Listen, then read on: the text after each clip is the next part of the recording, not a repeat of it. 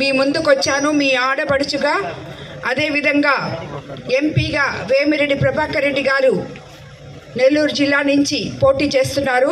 మమ్మల్ని ఇద్దరిని మీ అపూర్వమైన ఓటును సైకిల్ గుర్తు మీద వేసి గెలిపించగలరని కోరుకుంటున్నాను. మీకందరికీ తెలుసు, తెలుగుదేశం ప్రభుత్వం అధికారంలోకి వస్తే మనకి అది మీ ప్రభుత్వం, ప్రజల ప్రభుత్వం, సామాన్యుల ప్రభుత్వం. మీకందరికీ తెలుసు, గత 5 సంవత్సరాల్లో మీ గ్రామంలో ఒక్క పని కూడా జరగలేదని ఈ స్థానిక నాయకులు ఒక 2 పేజీలు లెటర్ ఇచ్చారు నాకు ఇప్పుడు. కానీ ఒక్క పని కూడా జరగలేదని చెప్పారు. కానీ హెడ్లైన్స్లోనే ఒక పని ఉంది. ఇక్కడ జరిగిన పని, ఈ గ్రామ సహజ సంపద గ్రావెల్ 920 సర్వే నంబర్లో గల గ్రావెల్ సంపదను స్థానిక వైసీపీ కౌన్సిలర్ ద్వారా ఎమ్మెల్యే ప్రసన్న కుమార్ రెడ్డి గారు తనకి ఇష్టం వచ్చినట్టు విచ్చలవిడిగా గ్రామ సంపదను దోచుకున్నాడు అని చెప్పి ఈ గ్రామస్తులందరూ అర్జీ ఇవ్వడం జరిగింది. తద్వారా కనిగిరి రిజర్వాయర్ ప్రాంతంలో బ్రిడ్జిలు ప్రమాదకర స్థితిలో ఉన్నాయి, కల్వర్టులు కూలిపోయే పరిస్థితులు కూడా ఉన్నాయి. అధిక ఓవర్లోడ్ గ్రావెల్ తీసుకెళ్లడం ద్వారా ఈ రోడ్డు ధ్వంసమైంది అని చెప్పారు. అదేవిధంగా అవి 2 చెప్పారు. అలాగే ఇక్కడ అవి 2 చాలా బాగా జరిగాయి. ఉన్నారు, పక్కన రేకులు వేసుకొని ఉన్నారు కాబట్టి వాళ్ళకి ఎటువంటి అభివృద్ధి జరగలేదు. అదేవిధంగా మా ఊరి శ్మశానంకి దారి, ప్రహరీ, మండపము సరిగ్గా లేవు. వాటిని నిర్మించవలసిందిగా కోరుతున్నారు మీ గ్రామస్తులు. తప్పకుండా చేస్తాము. ఇది కూడా వాళ్ళకి కనపడలేదు. గ్రావెల్ తవ్వినప్పుడన్నా ఇక్కడ సంపాదించుకున్న దాన్ని కనీసం వాళ్ళకి ఒక శ్మశానం కట్టించుంటే చాలా బాగుండేది, కొంచెం డబ్బులు దాంట్లో నుంచి తీసి. కానీ అది పట్టలేదు వాళ్ళకి. అదేవిధంగా గిరిజన కాలనీ హరిజన వాళ్లకు 6వ ప్లాంట్ను మంజూరు చేయాలని చెప్పి అడుగుతున్నారు. అక్కడ నీళ్లు కూడా లేవు, షరా మామూలు. ఇది ప్రతి గ్రామానికి వెళ్ళినా, ఏ గ్రామం పోయినా ఇంతకన్నా ఏమి ఇవి లేవు. ఈ 2 కామన్ అన్నమాట, నీళ్లు, శ్మశానం. అదేవిధంగా ఈ గ్రామానికి 20 సంవత్సరాల నుండి లైబ్రరీ కానీ బస్సు కూడా లేదంట.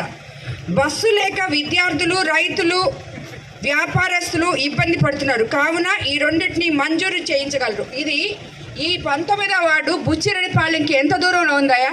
టోల్ గేట్ దగ్గర నుంచి ఇక్కడికి ఎంత దూరం?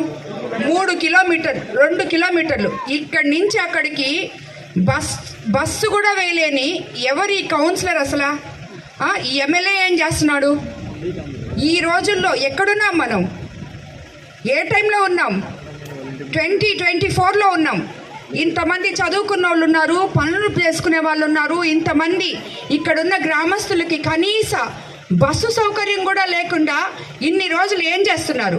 గ్రావెల్ తీసుకుపోవడానికి బ్రిడ్జిలు అన్ని పగలగొట్టేసి, దానికైతే సరైన రోడ్డు ఉంది కానీ బస్సు మాత్రం ఊర్లోకి రాదా? రైతులకు పొలాల బాటలు 4 ఉన్నాయి, అయితే అవి కుంగిపోయి పాడైపోయి ఉన్నాయి. వాటిని బాగు చేయించగలరు.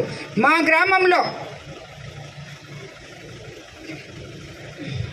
గిరిజన కాలనీ నుండి టోల్ గేట్ వరకు మరియు ఒవ్వేరు ఆంజనేయ స్వామి గుడి నుండి వంగల కట్ట వరకు సెంట్రల్ లైటింగ్ను వేయించవలసిందిగా ప్రార్థన.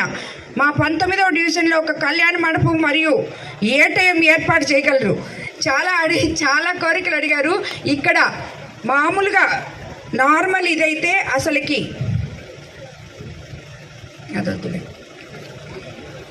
ఇక్కడ ఏ ఒక్కరు ఈ గ్రామంలో అర్హులైన ఏ ఒక్క నిరుపేద కూడా ఇళ్ల స్థలాలు కేటాయించిన దాఖలు లేవు. మనము అధికారంలోకి వచ్చిన వెంటనే అర్హులైన అందరికీ ఇళ్ల స్థలాలు కేటాయిస్తామని నేను మీకందరికీ మాట ఇస్తున్నాను. అదేవిధంగా పోలంరెడ్డి సీనన్న గారు అధికారంలో ఉన్నప్పుడు ఇచ్చిన ఇళ్లను వైసీపీ ప్రభుత్వం సగంలో ఆపేసిందని కూడా చెప్పారు. తిరిగి వాటిని మనం కట్టించుకుంటామని చెప్పి తెలుగుదేశం ప్రభుత్వం అధికారంలోకి రాగానే తప్పకుండా పనులు చేస్తామని చెప్పి చెప్తున్నాను. మీకందరికీ తెలుసు ఈ గ్రామంలో ఏం జరిగిందో. మీరందరూ ప్రత్యక్ష సాక్షులు దానికి. కానీ అదేవిధంగా ఒక్కరవ కూడా అభివృద్ధి జరగలేదనే దానికి కూడా మీరే ప్రత్యక్ష సాక్షులు. కాబట్టి ఇవన్నీ ఆలోచించి మనము తెలుగుదేశం ప్రభుత్వానికి తిరిగి సైకిల్ గుర్తు మీద ఓటు వేసి ప్రభుత్వాన్ని గెలిపించుకోవాలని కోరుకుంటున్నాను.